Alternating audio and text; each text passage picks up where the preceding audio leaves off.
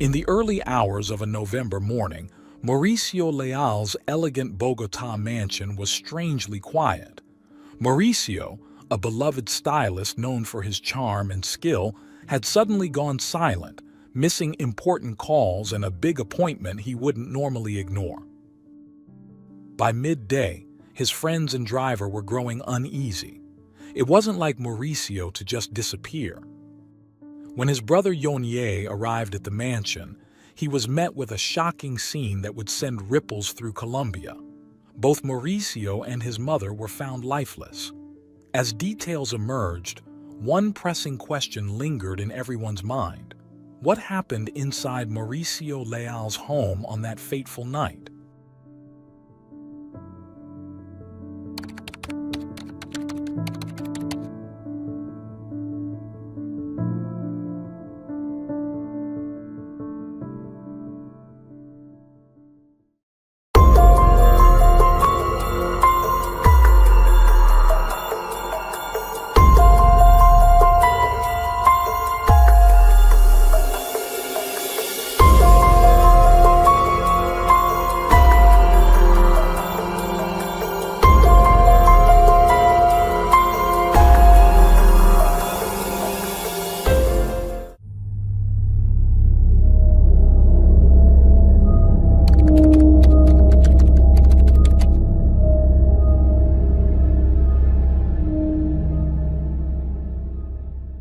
Mauricio Leal was born on November 25, 1973, in Cartago, Valle del Cauca, Colombia.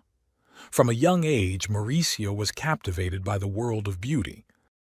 As a child, he could spend hours mesmerized by the salons he passed by, although he didn't fully understand that this fascination would become a lifelong passion. His interest in beauty began to take shape when his mother, Marlene Hernandez, a woman who enjoyed learning new skills, decided to take a hairdressing course. Mauricio, around 10 or 11 years old at the time, begged his mother to let him attend with her. Although she initially told him he couldn't go because he wasn't enrolled, he didn't give up. Instead, he would watch her learn from outside the classroom, captivated by the artistry. Mauricio's early years, however, weren't easy. His parents often argued, creating a tense home environment. Influenced by this, some of his siblings got into trouble, though Mauricio managed to stay focused. At just 15, he urged his parents to consider separating, believing that constant conflict wasn't beneficial for anyone. When his father heard that Mauricio had suggested the separation, he taunted him, questioning who would take care of his mother and siblings. Mauricio didn't respond with words. He resolved to show through his actions that responsibility and resilience were not defined by anyone's expectations. Determined to support his family, Mauricio left Cartago and moved to Cali. He found a modest room and took on various jobs, from packing goods to delivering food on his bicycle, all while continuing his studies, often sleeping only 4 hours a night. Despite these challenges, Mauricio maintained a positive outlook. One day, in a conversation with a woman at his aunt's church, he shared his passion for hairdressing but explained that financial responsibilities kept him from pursuing it fully. By a stroke of luck, the woman knew someone who owned a salon and offered to introduce Mauricio. At just 16, Mauricio began working at the salon. Without experience, he started with basic tasks: sweeping, cleaning, serving coffee, and running errands. After some time, he gathered the courage to tell the salon owner he knew how to cut hair, a claim he wasn't entirely confident about. The owner challenged him to prove it by cutting his own hair. In that moment, Mauricio, though inexperienced, showed his natural talent, impressing the owner and securing a role as a stylist. Mauricio's popularity grew rapidly. Some clients were initially skeptical, seeing him in his school uniform, but word of his skills quickly spread. Within just 7 months, Mauricio became the most sought-after stylist in the salon, allowing him to provide a better life for his mother and siblings. His older brother, Yonye, often heard their mother express pride in Mauricio's hard work. By 1995, at 22, Mauricio was well regarded in Cali, known not only for his haircuts but also for his high-level makeup skills. Long waits to see him became common. Tired of not receiving the credit and pay he deserved, he decided to open his own salon, naming it Mauricio Leal. Though he faced challenges with expenses, starting with just a plastic chair and a borrowed mirror, clients filled his new salon within a weekend. Soon the demand became so high that Mauricio had to hire his first employee, his brother, Yonye. He taught Yonye the skills and hard work required in the trade, marking the beginning of Mauricio's career as both a stylist and a business owner, all while building a legacy that would carry his name forward in the beauty industry. Within just a month of opening, Mauricio Leal's salon saw a rapid expansion. One of the salons where Mauricio had previously worked went out of business after he left, as his departure caused a sharp drop in clientele. As a result, former employees from that salon, along with others from different salons, began asking Mauricio for work. In a matter of months, his team grew to 35 employees. His salon was now equipped with high-end tools, and Mauricio, along with his family, enjoyed a level of prosperity they once thought unreachable. Yet Mauricio's ambition continued to drive him. Feeling that Cali was becoming too small for his aspirations, he packed his belongings and headed to Bogotá, Colombia's economic powerhouse, determined to establish himself as one of the country's top stylists. In Bogotá, Mauricio humbly started by working in a friend's salon, and he quickly gained recognition. Several of his former clients from Cali, now professional models and TV presenters, chose him over other stylists in the capital. Within 3 months, Mauricio opened his second salon, this time in one of Bogotá's prime areas, further solidifying his growing reputation. Despite his fame and success, Mauricio never forgot his roots or his family. His mother, Marlene, was his pride and joy, and he treated her to a lifestyle of luxury, complete with vacations, yacht trips, and champagne toasts. However, Mauricio's success cast a contrasting shadow over his siblings. His half-brother Carlos Andrés, sadly, was serving a sentence in a maximum security prison for a serious crime. Meanwhile, his older brother, Yonye, had also opened a salon, thanks to Mauricio's guidance. Although Yonye managed to establish his business, he never achieved the same level of success as Mauricio, leading to resentment.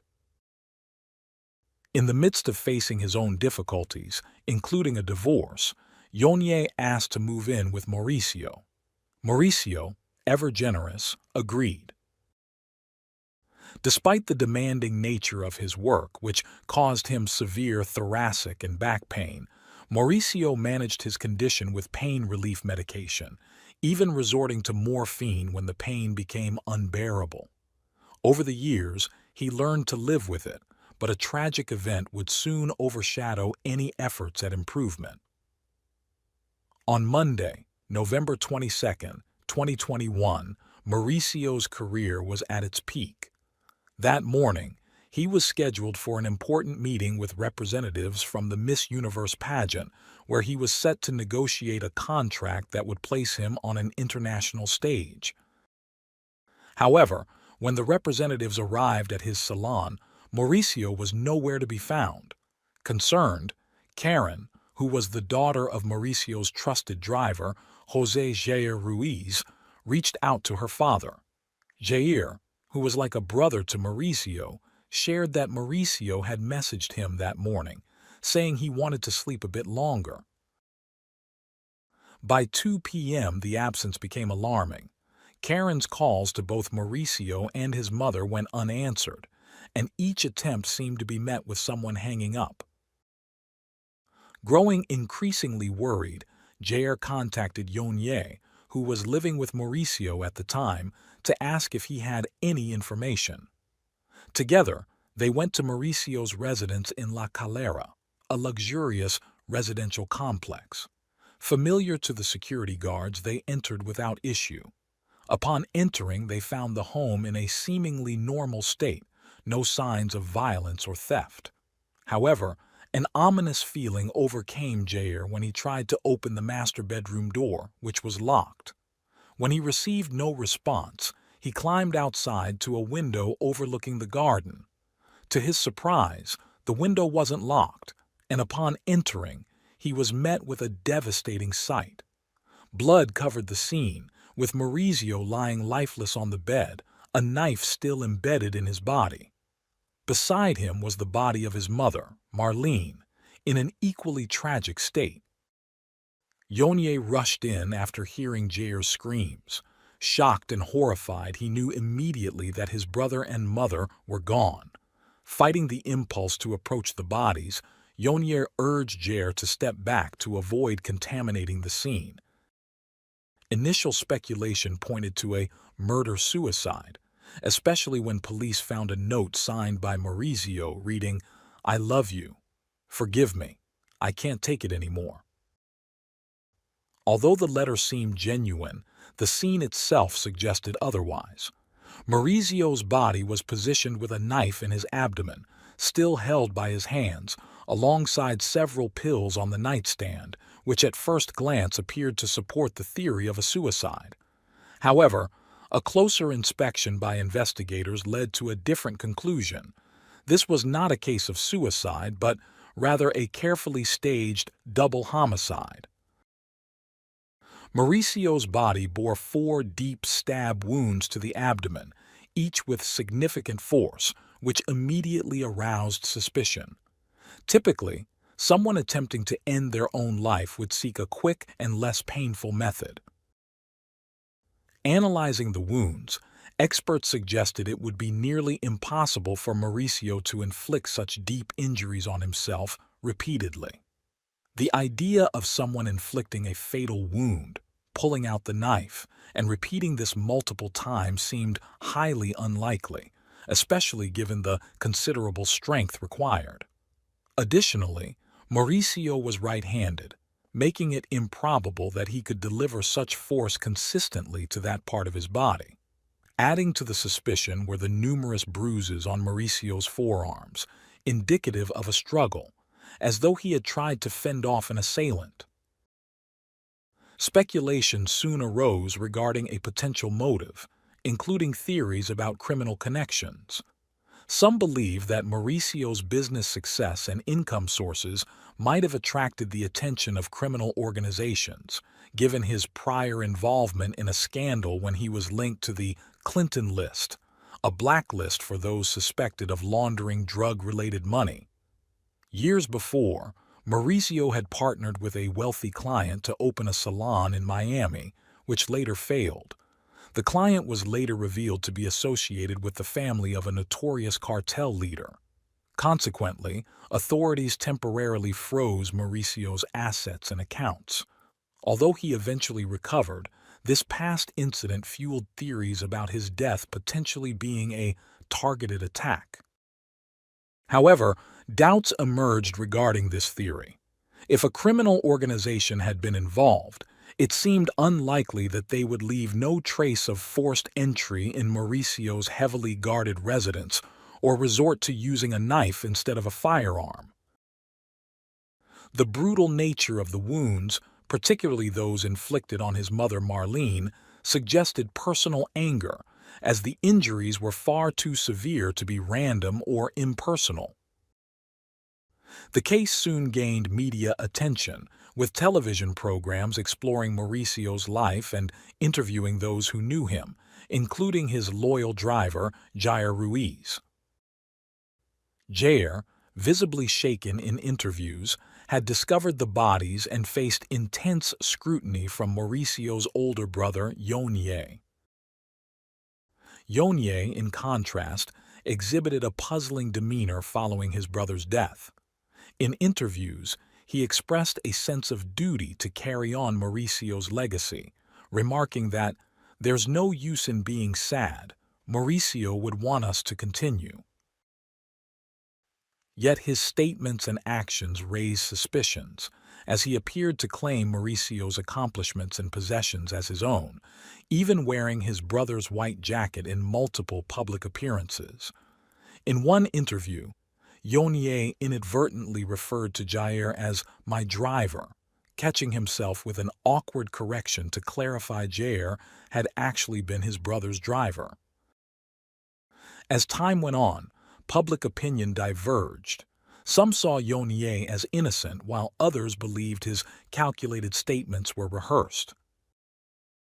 The police were initially criticized for their perceived slowness, but on January 15, 2022, Yonye was arrested in Bogotá on charges of double homicide. He was carrying a large sum of cash at the time, suggesting he might have planned to flee or use his newfound inheritance for a lavish lifestyle. The arrest stunned the nation, but even more shocking was Yonye's eventual confession at the Attorney General's office. In court, Yonye delivered a carefully worded statement. "I have made a very personal and important decision, freely and voluntarily, to accept the charges through an agreement with the prosecutor's office. I extend my sincerest apologies to my family, my children, the victims, and all of Colombia for these events." His admission, however, was laden with euphemisms, referring to Mauricio and Marlene only as the victims and distancing himself from any emotional connection. For many, Yonye's lack of empathy explained why he had never achieved Mauricio's level of success. Unlike his brother, he lacked Mauricio's humanity and kindness. The confession seemed to conclude the case, but a sudden twist reopened the investigation.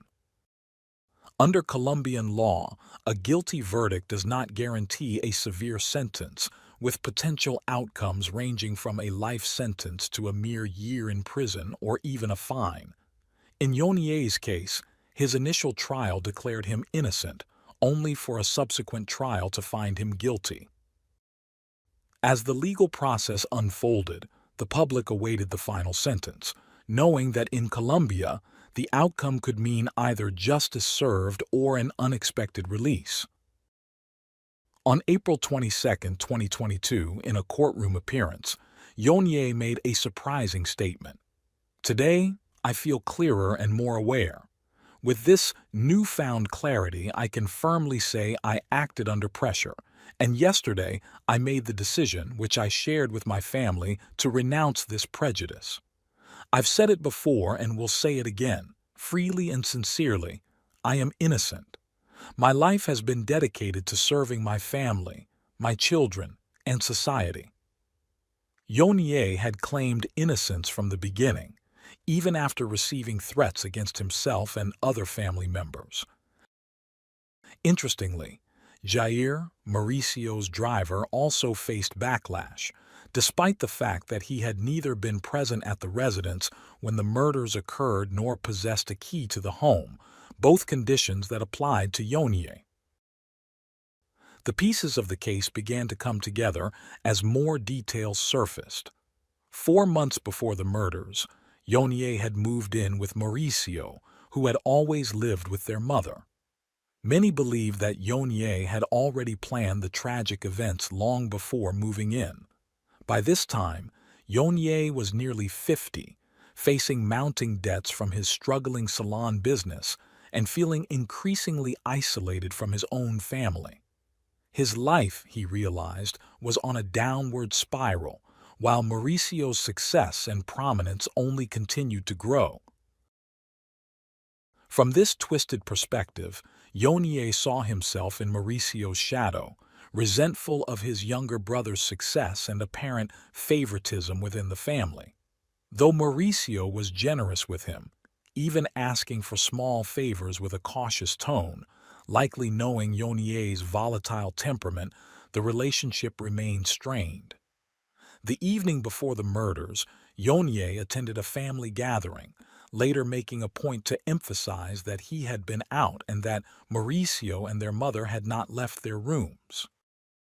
Security records later confirmed his movements in and out of the complex. Around 9 p.m. while Yonye was out, Mauricio sent what would be his final voice message to his brother. The message was simple, asking Yonye to pick up some cookies, but Mauricio's tone seemed unusually cautious, as if aware of his brother's temper. At 11 p.m., Yonye returned to the mansion and claimed he left the cookies on a table without speaking to his family before heading to bed.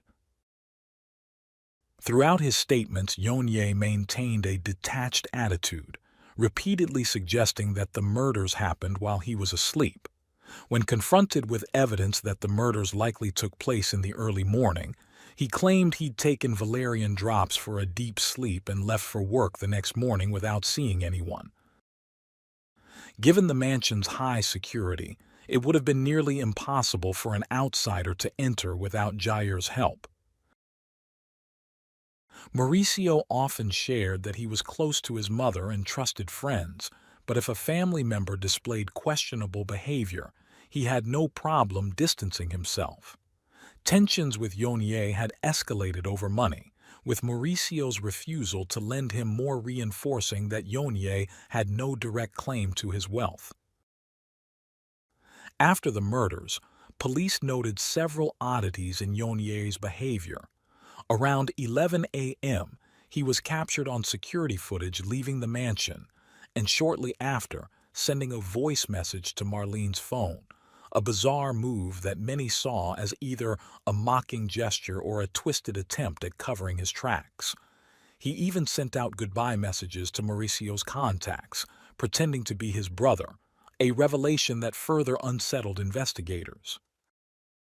Security footage from the residential complex confirmed that Yonye was in the mansion from 11 p.m. until 11 a.m. the following day, which coincides with the estimated time frame of the murders. A neighbor reported hearing Marlene shout that night, "Yonye, enough, I'm tired of this." To which Yonye allegedly responded, "Mom, always with the same thing." It's believed that shortly after this confrontation, Yonye attacked his mother first. The fact that the murders were committed with kitchen knives from the home further suggested that the culprit was someone who lived there, highly unlikely to be a hitman, as professionals don't typically arrive unarmed and rely on improvised weapons. Curiously, Marlene sustained far more injuries than Mauricio, particularly in her abdomen, leading some to speculate that Yonye harbored deep resentment toward his mother. These wounds were possibly symbolic, a way for him to express anger over being brought into a world where he felt unloved. Despite planning the attack meticulously, Yonye's choice of a knife suggested a desire to carry out his revenge personally, wanting to feel every moment of control and anger firsthand. An analysis of Mauricio's body revealed high levels of clonazepam in his system, a sedative that can cause drowsiness and confusion, raising the possibility that Yonye had administered a significant dose to incapacitate him. Though Mauricio didn't reach a comatose state, the drug likely left him severely disoriented. Additionally, investigators discovered a pre-written suicide note, suggesting that Yonye had intended to frame Mauricio from the start. Yonye reportedly forced Mauricio to sign the note, which was left at the crime scene. After committing the murders, Yonye, using gloves to avoid leaving fingerprints, staged the scene to make it appear as a suicide. The housekeeper, upon arrival to help with the investigation, noticed that cleaning supplies were not in their usual place, and there were traces of blood on the stairs, suggesting that Yonye hadn't managed a thorough cleanup. At 11 a.m., Yonye was captured on camera leaving the mansion. Mauricio's driver, Jair, received an unusual message that morning, purportedly from Mauricio, instructing him not to send the housekeeper because he wanted to sleep. The message seemed suspicious because Mauricio habitually ended messages with "baby," especially with trusted friends like Jair. Additionally, several of Mauricio's contacts received voice messages that sounded like a farewell. Investigators later confirmed these recordings were actually made by Yonier, impersonating his brother. The final question remained: how long would Yonier face in prison? Officially, he could be sentenced to up to 50 years, though experts believed he might receive closer to 30, with some speculating a potential reduction to 15 years due to his claims of coercion. Further leniency could come from good behavior, potentially cutting his sentence even shorter. Despite common delays in such cases, Yonier's lawyer faced criticism for excessive stalling, even receiving threats for the audacious postponements. Throughout this process, Yonier showed little remorse. Many speculated that his only regret was not executing the plan more effectively to avoid capture. His resentment toward Mauricio stemmed from feeling overshadowed, as he had often relied on the reputation of being Mauricio Leal's brother to attract clients, yet struggled with debts as his own salon never thrived. After Mauricio's death, the question arose: what would happen to his estate? His assets, valued at over $1 million, officially passed to his half-brother, Carlos Andrés Garcia, who remains in prison with a release date estimated around 2030. Without a direct heir capable of managing his business empire, Mauricio's salons were closed. The case has captivated the nation, sparking countless theories and speculation.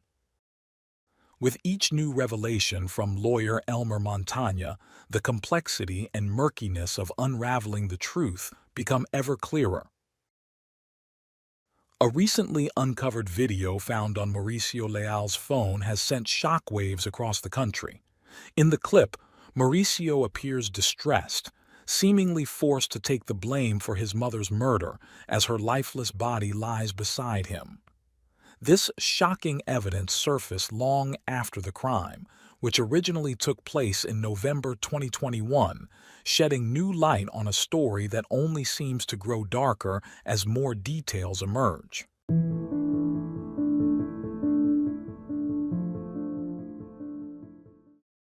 Thanks for tuning in to Unreal True Crime. If you're intrigued by mysteries from around the world, check out our new channel, Latin Crimes, where we dive into the gripping true crime stories of Latin America. Don't miss out. Subscribe now for more thrilling investigations.